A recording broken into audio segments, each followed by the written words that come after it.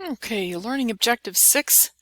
This is the last thing in this chapter. There's a lot of material in here, and it's going to be really important to practice it as much as you can so that you can distinguish, let's say, some of the differences in particular in this section, okay, in the balanced scorecard. This receives a lot of attention in corporations now. It's a good way to know what's coming in the future and to do what's right for your community. All right, so we're going to look at the balanced scorecard and identify key performance indicators, or KPIs, for each perspective. Okay, so these are non-financial performance measures. All right, so this is completely separate from performance reports for organizations and statements and things like that. Now, lag indicators. Lag indicators mean they tell us what happened in the past. They tend to reveal results of past transactions and decisions, and that's what financial statements are. Okay, they're really postmortems. This is what happened in the past. Whereas a lead indicator is a performance measure that could help you predict what's going to happen in the future.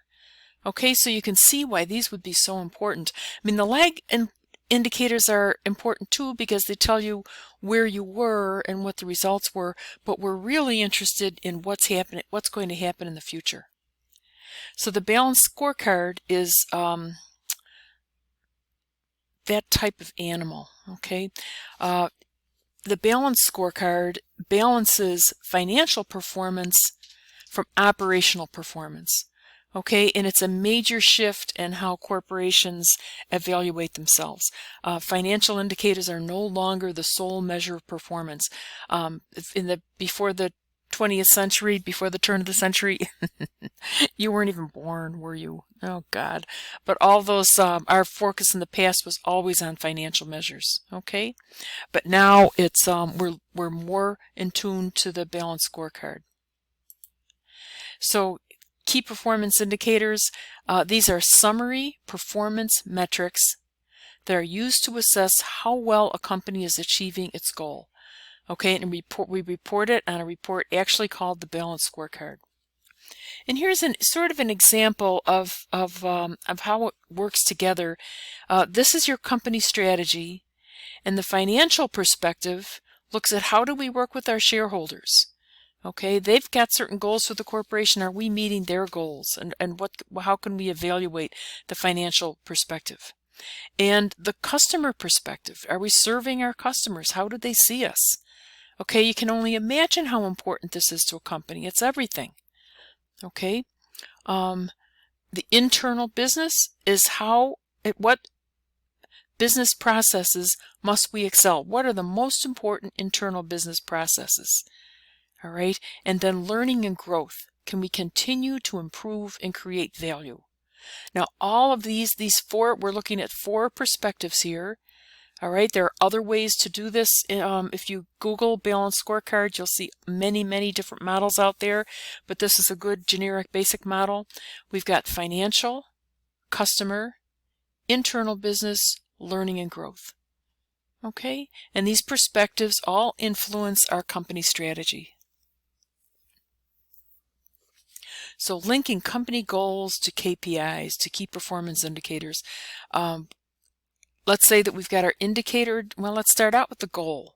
We're going to have a corporate goal, and in order to achieve the goal, we're going to have to satisfy customers, be operationally efficient, be excellent with our employees. That's part of the learning and growth one, and have financial profitability. Okay, these are the critical factors to achieve our goals. Now, in order to see whether or not we're making progress along there, we're going to follow key performance indicators.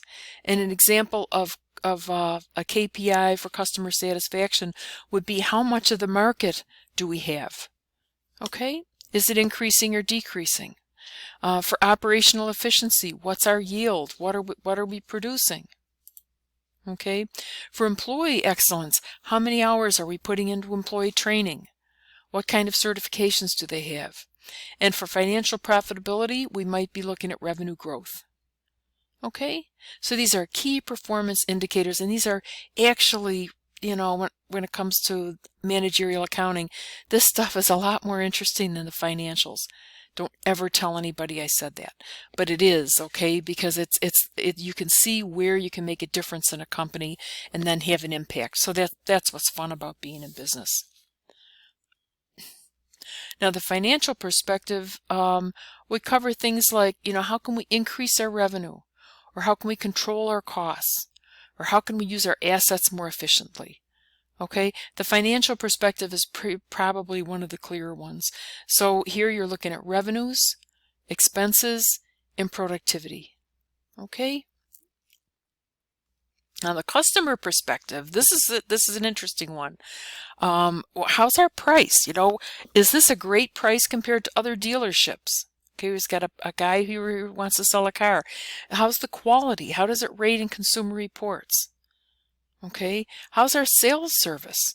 Okay, do we have great sales service? That's why every time you turn around, you're getting a survey from somebody asking how the service was. Okay, and the delivery time. Okay, was it delivered like what customers want is they want to drive it home today? All right, years ago you would order a car and come back like in a couple of weeks to get it, or maybe longer, because everything was done in a customized way. It wasn't standardized the way it is now. Okay, so here's the customer perspective, and what you want to remember, here's an example: price, quality, sales service, and delivery. These are all things that a customer would be interested in. Okay. Now, internal business. There's always room for improvements here, and how we can improve this. Are we designing our projects for the future?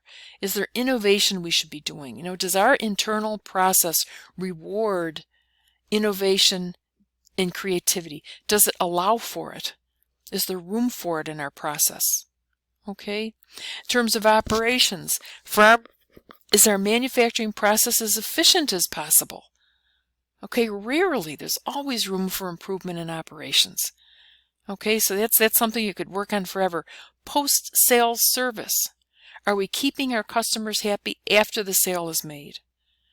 Okay, so this is internal business perspective. We've got innovation, operations, where we're looking for efficiency, post-sale service.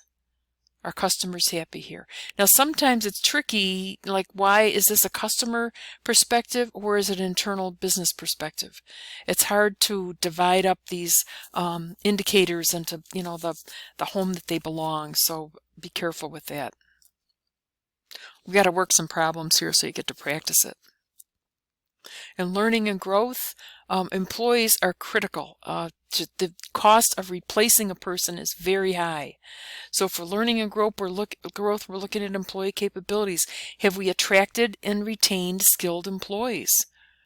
Okay, or are we training people, and are they going out the door to some other company because they can make more money there? Okay. How about our information systems? This is an endless job. Do we need to update information systems? This is absolutely continuous. It's hard to tell what the life of anything is anymore. Is there a climate in the company for action? Is company morale good, or do we have some problems? All right, we want to nurture employees and bring them along so that we get their absolute best when they're at work. Okay.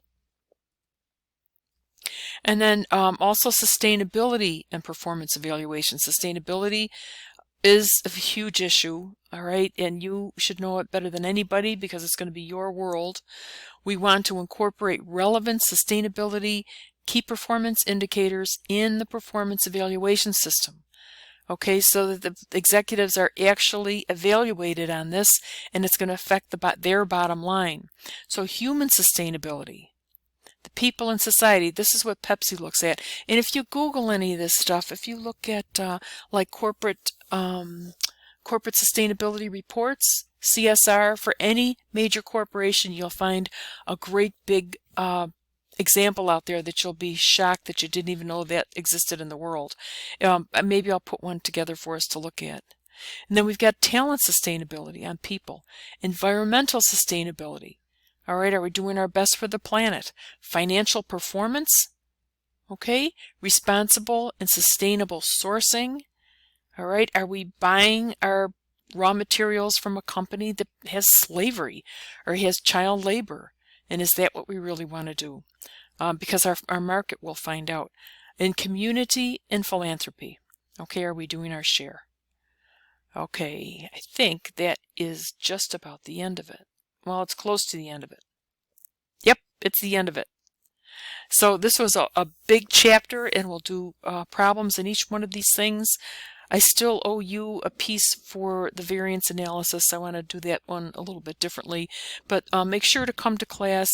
If you can't come to class, listen to the recording and then work all the problems. All right, you've got one exam left. We've got 2 more chapters. Okay.